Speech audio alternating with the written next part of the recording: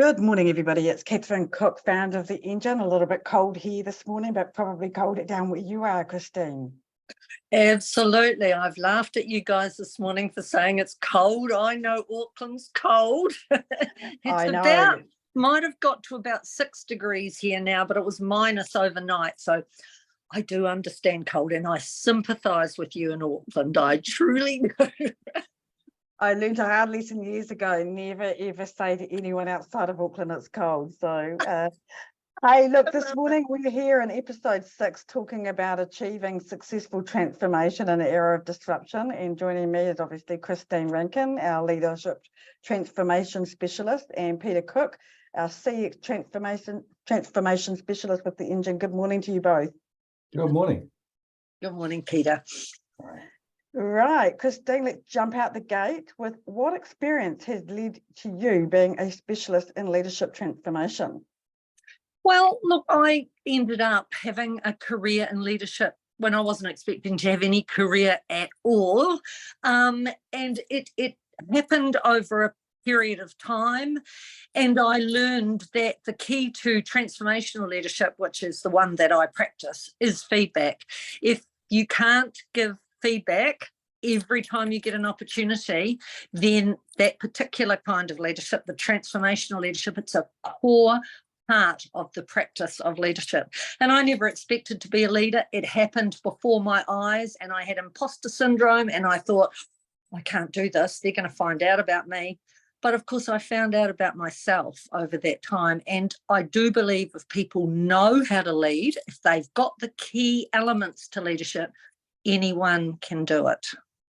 Yeah, I like how you talk about imposter syndrome. That's a whole topic in itself. And it's amazing how many of us are burdened with that whole imposter syndrome, when in actual fact, it's really ourselves judging ourselves. So I love how you talk about feedback, Christine, because at the end of the day, that's what we do here as well at The Engine, as you know, like we get that full 360 review, and it's an evolution of feedback, because if you don't get feedback, you don't get learnings, and with learnings come opportunities. So we'll dive a bit more into that. Peter, you've worked in many CX roles, from CX manager at Enviro Waste, head of CX for Lotto. Least to say we didn't win Lotto, and for every person that says, do you know the Lotto numbers? That was an interesting conversation. You've also been head of customer experience at Ali Group and national operations manager at IAG with a strong CX component. Clear to say, you know, a little bit of something about CX and transformation, right? Yeah, I guess I've been lucky to experience a lot of different stages of business transformation through my corporate career. And I guess one of the key things I've kind of observed is that, you know, when businesses are looking at transforming into a more customer-centric focus, they often overlook the need to review and consider their entire business before embarking on any transformation. And putting the customer first is really easy to decide to do, but in reality, it can require a huge amount of change in the way the business is structured, the resources, and its dependency on technology. So, you know, from a customer experience point of view, it's very easy to quickly say, let's put the customer first, but actually in reality, the transformation your business has to undergo to do that can be a major challenges for organizations. Absolutely, and you've got to get people on the journey. Otherwise, you know, you'd be looking at a transformation solo, which definitely doesn't work. So, today I'd like to center our conversation points around I'd like to have a foundation for discussion around challenges, strategies, and best practices related to achieving successful transformation in an era of disruption. Peter, how does one understand the era of disruption in business? Well, I think, you know, it's about identifying what are the disruptors to your business, and also how can you disrupt your own business. Certainly when I've worked with businesses, we went through a number of exercises to look at, okay, if we were going to disrupt our industry or our business, what would we do? How would we do it? What are some of the things we could do? So a bit of a sort of a brainstorm on identifying and understanding what disruption means in your industry and your business. And it can be as simple as a new product, or it could be, you know, a smaller company with very few resources, going up market, coming up with potentially a new product and service, and challenging larger established businesses. So, yeah, that definition of what it is, what it means, how you might do it to yourself is, I think, a key. I think the other one is actually identifying the factors that would be disruptive, and they include things like changes in customer behavior. So, you know, your customers' shopping needs change, or their need for services change. New kinds of competition coming in, regulation. Don't forget the threat of regulation and compliance and how that can disrupt your business. Distribution. So we've seen that with the advent of more online shopping and less sort of main street shopping. And then core technologies that go into production. So there's a whole bunch of things, and I think companies that identify that, spend time absorbing and identifying those types of disruptions, will be better placed to consider transformation for themselves. Yeah, I love it to getting the company together to actually like really go and dive into this whole, you know, how can we disrupt? Where can we disrupt? It brings, in my viewpoint, when I've done transformation, it brings that whole buzz factor and ignite that flame, so to speak, where people may be getting a little bit stagnant and just need that extra oomph of motivation of you know, what's next, and how can I be involved, and how can I be sort of keeping with the business as usual and involved with that change process. So, Christine, it's clear to say that you know how to lead transformation. So when I'm speaking with businesses through this phase, I like to share stories and lessons of other transformations. How does a business navigate the transformation journey? Look, I think it's being aware all the time that no matter how well you're doing or how badly you're doing, you can do better. And I love the disruption process. Look, if things are going really well, not be afraid, but be very aware that at any time you're gonna hit a blip somewhere. You should be looking to change and develop at all times. As the leader, you don't take a big breath and have a sleep once everything seems to be going okay. You need to be looking for ways to change it all the time. That is exciting for people.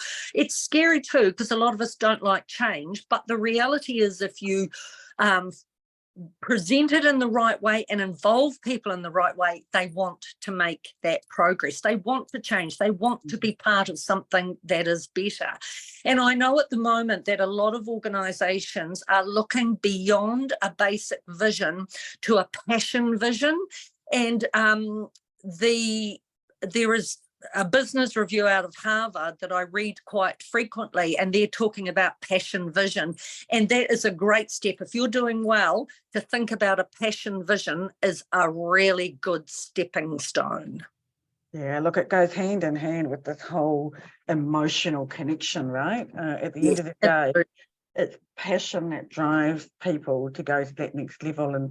And that's what I know we talk about it often, us three, you know, we look at the appetite of people, you know, what's their appetite and passion to go to that next level. If they don't have that passion, it's really hard to take other people on the journey. You know, you've got to be excited and sell the sizzle. I'm not saying that we kind of like jump around like, you know, hopping kangaroos, you know, it's dare I say that on a New Zealand LinkedIn Live talking about Australian animals, but you know, at the end of the day, you've got to have that confidence in where you're going and where you're taking people, because that's what they're looking for. So, you know, Christine, we always talk about having great culture within an organisation. For when we have great culture, we can build on innovation and agility, and that's a really interesting thing. Is agility is, you know, how do you foster a culture to embrace the change and innovation and get that agility to lead through transformation, to get people at that pace and being able to change quickly? If you've gone through the process properly, you know, if your people know why they're there and what is it they're there to achieve, you do make them very agile, because you're feeding that message all the time. It's not something you tell them once when they start work, or the first time you've got to change, you tell them something and then it's never talked about again. You've got to be feeding it all the time, and that creates the agility. They know what you've given them a mandate to do. And I think that a lot of New Zealand leaders also hold back on delegation. Absolutely the wrong thing to do. The more responsibility you give people, the more they will respond to that. And Yeah. all of that is about agility, but you've got to set your scene properly, and you've got to feed it and feed it and feed it. And then your people are energized and waiting to do the things that they get an opportunity to do. It's about having it in place. And, you know, with the businesses we deal with, once the light bulb goes on about how to do that, it's a freedom, because you know it's going to work if you do it. Yeah, I like how you talk about feeding, because all through life we get told you've got to feed to get fuel, and that's really what it is you're fueling the excitement, the engagement, the motivation, but you're also getting people, you know, on that journey to understand that they're empowered through that passage of delegation. And that's really, really important. And I talk about it all the time. It's really interesting how people just don't want to let go to delegate, because if you delegate, that provides the pathway for people to be empowered and grow, but it also enables you to grow too. So why would you limit the ceiling for yourself and other people? So really some really good points there, Christine. In the last few episodes, we've been discussing opportunities about de-risking. When exploring strategies around transformation, I encourage creativity, experimentation, and risk-taking. I'm going to start again, though. Businesses need to be highlighting the important role of agility. I keep coming back to agility in adapting to disruption and seizing new opportunities. Peter, agility appears to be a hard topic to get people engaged with. You and I know that firsthand. Christine, you know that. We've gone through so many challenges in business. You know, people, you know, trying to maintain a level of pace with COVID that encouraged wellness. Now we've got staff shortages, which are freeing up in some industries, but it resulted in hires that may not have met the capability of what we were expecting for agility. So what's your thoughts around this, Peter? Yeah, I think people often think of agility as sometimes a physical action of doing. Sometimes I think that's a misconception. I think agility in terms of confronting change, transformation, or disruption is about a mindset. It's a mindset of an openness and an agile thought process around solutions, alternatives, creativity. And I think that's an agility piece that people often overlook. And so when talking about resources and employees and engaging with your team, it's encouraging that agility of thought and thinking, and outside, we used to call it outside the box thinking. And I think that whilst that's been lost as a phrase, I think it and agility go hand in hand. And we use other terms like pivot, for example, but the agility piece is the ability to encourage and develop an environment where people have agile thinking as well as agile behavior. And I think that's a real key area for me in terms of thinking about business change. If you don't change the thinking and the mindset, then the activity that you put in place won't succeed.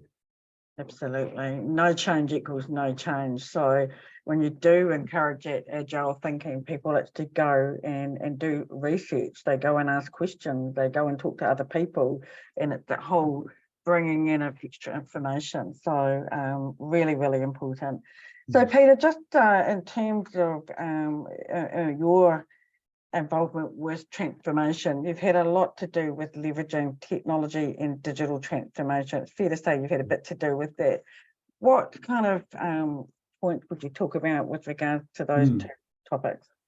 Yeah, I guess I've had a couple of more reasonably recent experiences that are very different. So one obviously was driven on the back of the changes around COVID. So I worked for a business that was largely on-premise based platforms, so not cloud-based. So their reliance on pieces of hardware in a server room were exposed quite significantly overnight by the need to shift in a COVID lockdown environment to a home-based workforce environment. So the technology they had was fit for purpose in their business, but wasn't challenged by the potential for disruption. And as a result, the disruption was thrust upon them, and they had to, very, very quickly adapt, adjust, and transform at a pace that they and their people weren't ready for. But nonetheless, it happened.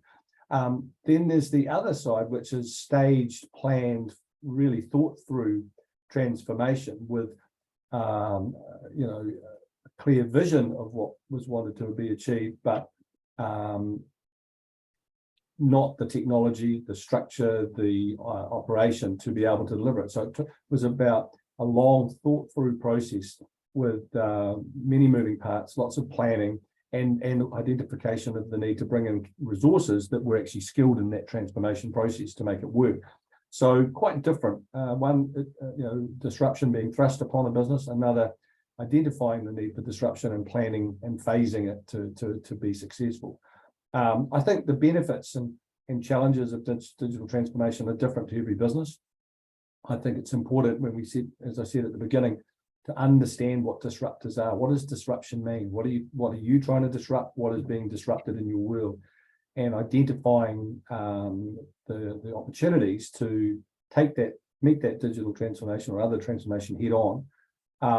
And it's sometimes easier when you don't have a lot of digital infrastructure, because there's only one place to go, and that's up. It's a lot easier.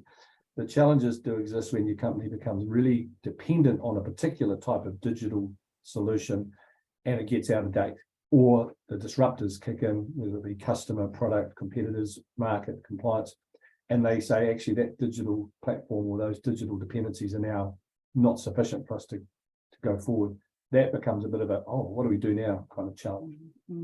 I think really through life experience, we, the three of us probably well aware of the changes in digital,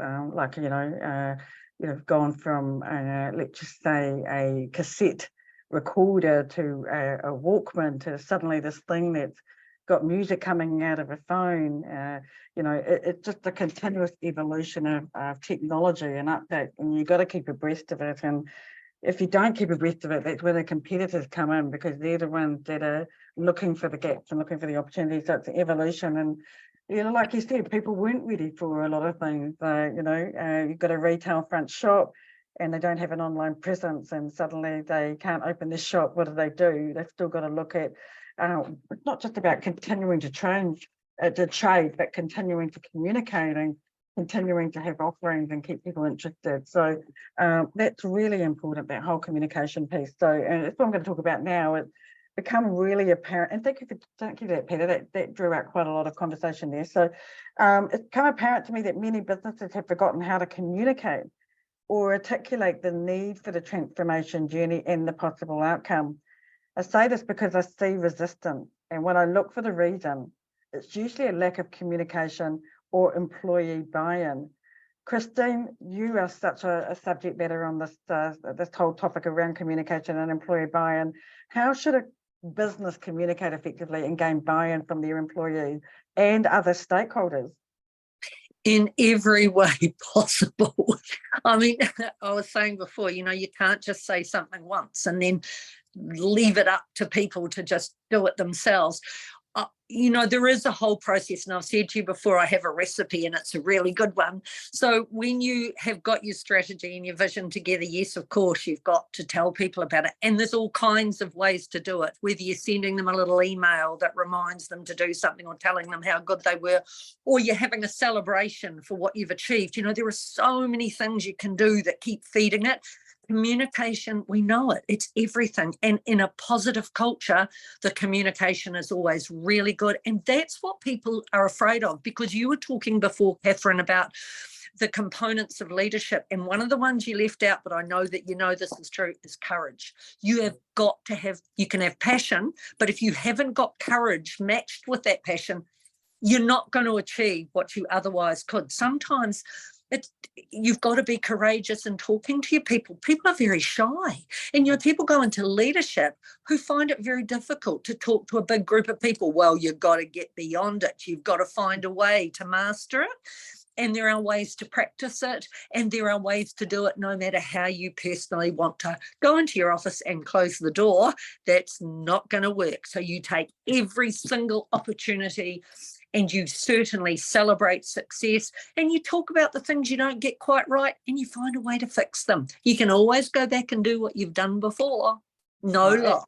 Absolutely. And look, I'm glad that you did bring that up, because I always talk about having courageous conversations with yourself, having courageous conversations with your people, and also how your people receive the courageous conversations. Because if you've got a culture that embraces courageous conversation. And I call it putting a hand in to help somebody up. It's an opportunity to really build on it. I don't know why, Peter and Christine, why people don't pick up the phone, ring people. The amount of emails that go back and forth about the same damn thing, pick it up, build a relationship with people, and just use the email as a summary or an appointment setter. That's all it should be, you know? Peter, what's your thoughts on that matter? Well, I think communication, and certainly from a leadership point of view, how to communicate the need to change, adapt, or manage disruption is absolutely key. And I think that comes through demonstrating as a leader an adaptability. So part of leading through change is demonstrating and showing that actually you're adaptable, and you're promoting an environment of adaptability, which is sometimes changing quickly and focusing on what needs to be done. I think it's also, as Christine said, about having a passion, vision, and being able to create a perspective for people on where the business is going to go, or what the challenge is, and how they're going to approach it. And then I think there's some key things to sort of fall back to as a business, which, if you have them in place, hopefully businesses do, is the values in which the organisation is based and how you behave. Empathy for your people and your customers and your suppliers is really key, and that comes into the communication that you enter into with your people and your customers. It's being very, very clear about why we're doing what we're doing, where we're going, here's what we're going to do, and communicating it clearly. The last bit that I'd encourage businesses when they're looking at disruption and needing to adapt and lead their businesses through change is be resilient, because it's quite hard to drive change and to lead people through disruption and to lead that challenge, and it needs a resilient leader to take them through.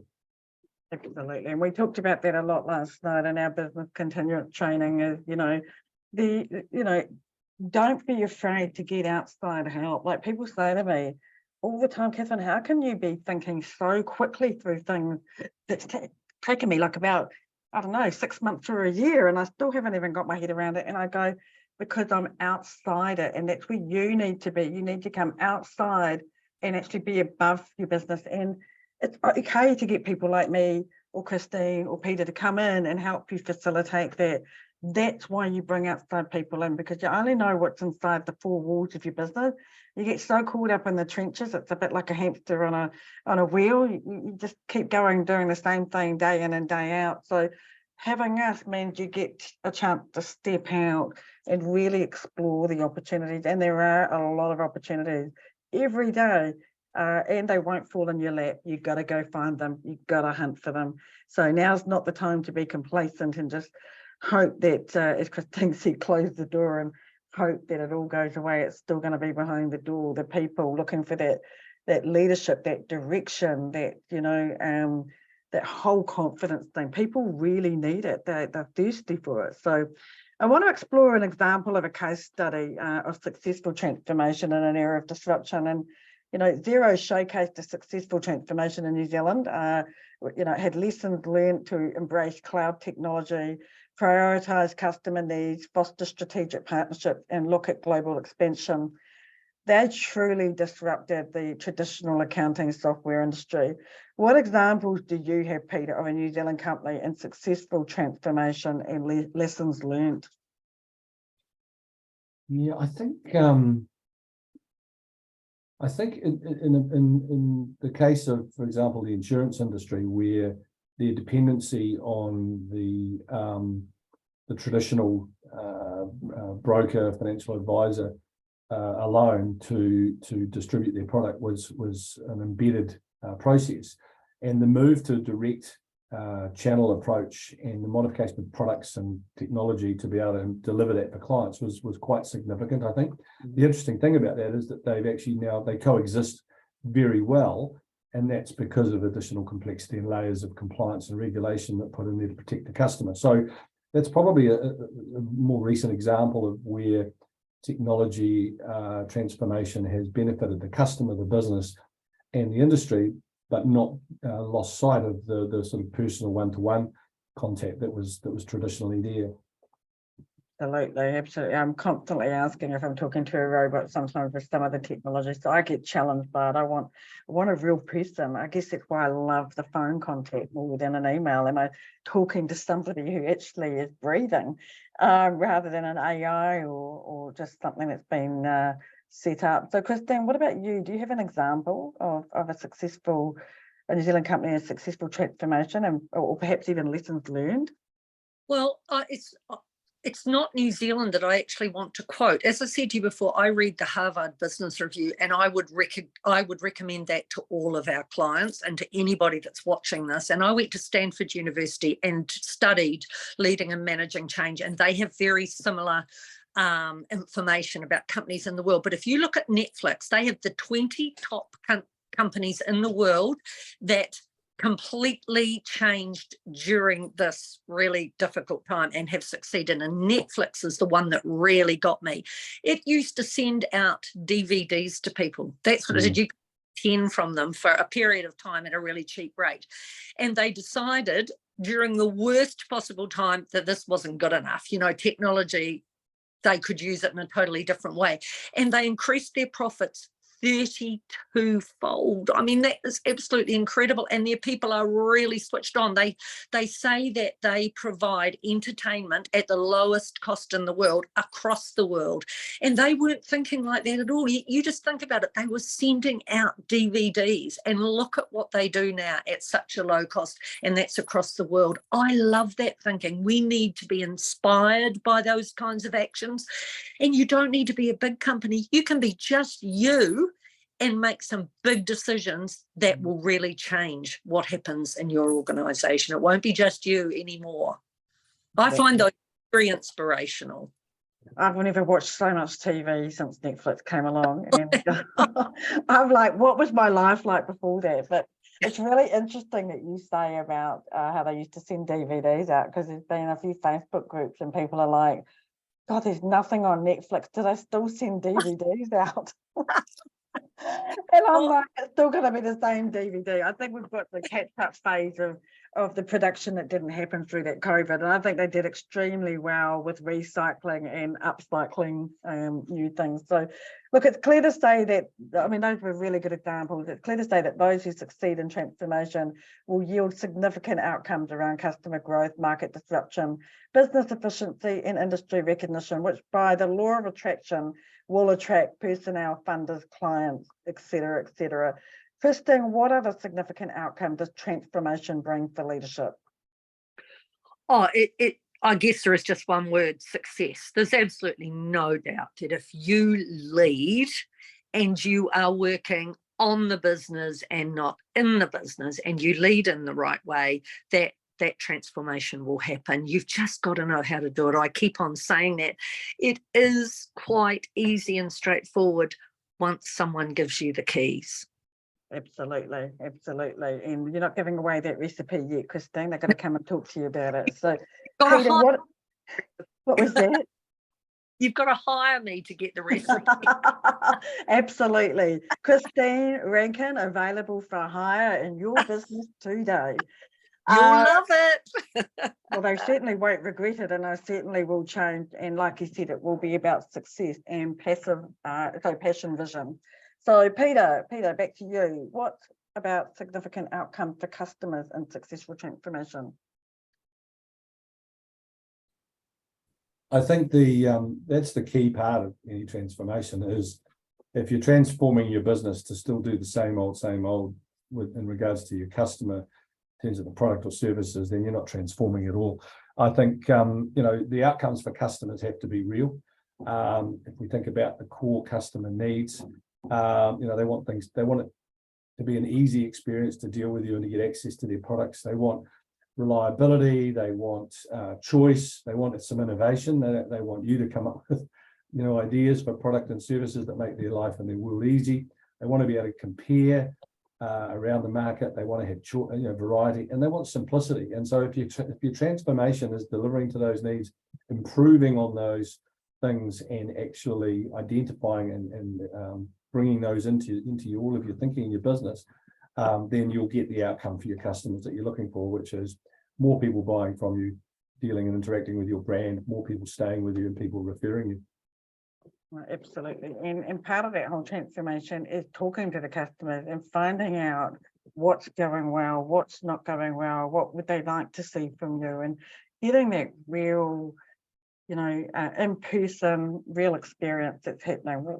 That we, sometimes we just either get too busy, and I go back to the word that Christine used, we're not courageous enough to be honest about what's happening. So, the moment we're given a voice, we can actually use it and bring about some positive change. So I hear many businesses talk about wanting to embrace transformation, but don't know where to start. And I say to them, well, you're talking to me, therefore you're embracing the first step of transformation by merely having that conversation. Peter, you've worked with many companies that outsource expert help for transformation. How's that benefited? You were talking about that before, about outsourcing. Well, I think if you're going to disrupt your business or transform your business, there's a lot of people, a lot of resources, a lot of experience out there, a lot of examples of where it's been done successfully, either in your own industry or another industry. So, don't think you need to do it all yourself and come up with all the ideas, because there's already some really, really strong examples of where transformation has worked. There are people that will share that knowledge, that you can get access to that. And there are organizations that specialize in helping companies with that transformation. So people need to understand they're not on their own, and it's not there's no problem in asking for help or actually saying we want to transform, we need to for these reasons, we just don't know how to go about it. What do we do? And access to that, outsourcing that while you still maintain total control over your own business and the knowledge around how your business operates and your customers, it's not a bad thing to seek help and outsource some of that, or bring it into your business to help you be successful. And that's the key, is if you're going to transform and you want to change, you want it to be successful. Otherwise, it's a lot of effort and angst for no gain. And so let's do it the right way. Don't be frightened to put your hand up and ask for help. Yeah, absolutely. And look, you can keep the business as usual running while you're doing that transformation. So you could have your people in-house as well, an external project team working with the people, but bring in the experts. It'll actually deliver the results that you need and empower your people with, obviously that new knowledge that they don't necessarily have. Gosh, I've got this croaky voice, Christine. Shall I talk about that, or is it something that Aucklanders don't talk about? Right, just talking about success, coming back to you, Christine. I always look at, is it measurable, is it sustainable, and how do we measure and sustain it? And I call this accountability. So for me, accountability and measurement can be in the form of having regular meetings and catch up with the person that's going to go and review or look at the homework, so to speak, the project outcomes, agreed KPIs, metrics, exploring strategies for sustainability long term, highlighting the importance of continuous improvement. So Christine, how do you measure success and sustainability? Well, I always say to my people, and it is an old adage, what you measure is what gets done. And I'm always really surprised when people don't have KPIs for their staff. I mean, how does a staff member know if they're achieving what you want them to achieve? And how do you know unless you have a form of measurement? And measurement is very powerful. If in a positive culture you use it the right way, it creates positive competition. And when we first started to change that big government department, we had something called the 9 o'clock news, and we knew every office in the country and what work they'd done the day before. Everyone knew at 9 o'clock in the morning. That was revolutionary for a government department. And the competition it created was fantastic. Work was getting done that had never been done in years. So there are all kinds of ways you can measure, and it's really important to celebrate it. You don't have to put people down if they're down the list. They know themselves that they're not meeting it, and you will find a huge change in behavior. There are so many keys that you can apply, but measurement is absolutely crucial. Yeah, I think my feeling is there's no KPIs because people actually don't know what the people are meant to be doing. So how can you actually provide any kind of feedback if you actually don't understand what your people do? You've got to know the shoes they're in, and you've got to know the shoes you've got to develop them to go to that next level. So it's really interesting. those designer shoes. That fits very well for the analogy. Oh gosh, Wow. I tell you, start on the shop floor and work your way up, then you might actually understand what it is that they do on the shop floor. And that's the thing that I love about some of these CEOs of Air New Zealand. They actually go back to the shop floor to see what's happening, to see what it's like to get amongst the customers, and you should do that in your business. I think that made the major difference in the huge success that I had at Work and Income. And some people don't understand how outstanding that story was. But I worked on the front line. I was a temporary clerk. I worked my way up, right up through the organisation. And I knew what it was like at the front line. I knew what those people had to contend with. I knew their jobs inside out. And I was determined to make their jobs the best they could be. And I'd been a client. I'd been on DPB. I knew what it was like to be on the other side of the counter. And that gave me a gift.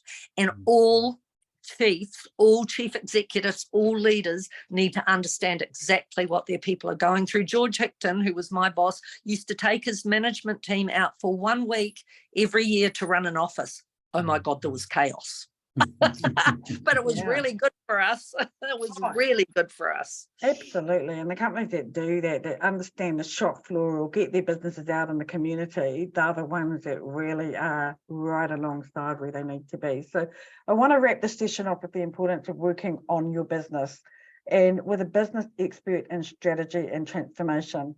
The benefit of the engine is we've got a solid community of providers, so we can provide holistic advisory that looks at the entire business rather than point solution.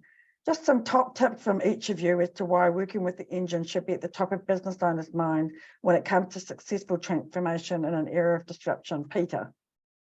Yeah, it's pretty easy, really. I guess it's always, as I said before, about getting an independent experience and a fresh set of eyes about your business can sometimes help you in that process, because we don't know what we don't know. And other people bring in experience, learnings, knowledge, proven processes that can really make any transformation much more successful.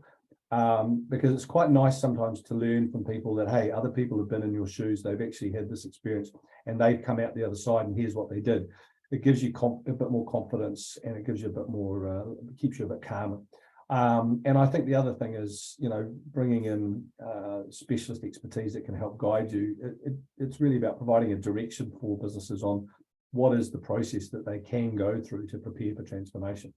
And that's a key, I think, in helping. As we've said before, if you've got a plan and you prepare well, you've got more chance of it being a successful outcome.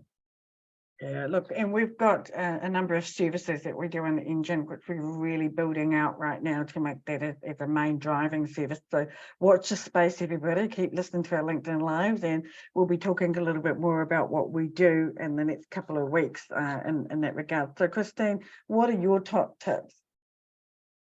Well, look, I would say to any leader out there at the moment, any business owner, there's nobody that's got every skill. We've all got weaknesses. Mine is detail, although I've had to discipline myself to have detail over a period of time, but I'm visionary, I'm a big thinker. I would get carried away with that at times, and that was my weakness, and I learned my weakness. Sometimes we don't realize what it is, and I absolutely agree with Peter, to get someone that's a fresh pair of eyes. Sometimes things that should be so obvious to us are not. You need somebody else that can help you to fix some fairly straightforward things, because you don't see it yourself. None of us have got everything, but together we can create real success. Absolutely. And the good thing about working with us is because we do that whole 360 review, we get to understand where everybody is at. And when we've got someone that's round in a square hole and a square in a round hole, we kind of get to be able to look at where people need to be and building capability quicker, or look to hire. And so look, it's been a really valuable session. Well, I think it's valuable. Hopefully the people watching it will also agree. And the best thing that you can do right now is start that conversation with one of us. If you want your company to move with agility, it has to start with you. Thank you, Christine. I love the colour of your jersey today. I had to say that before you go. It's absolutely gorgeous. Thank you.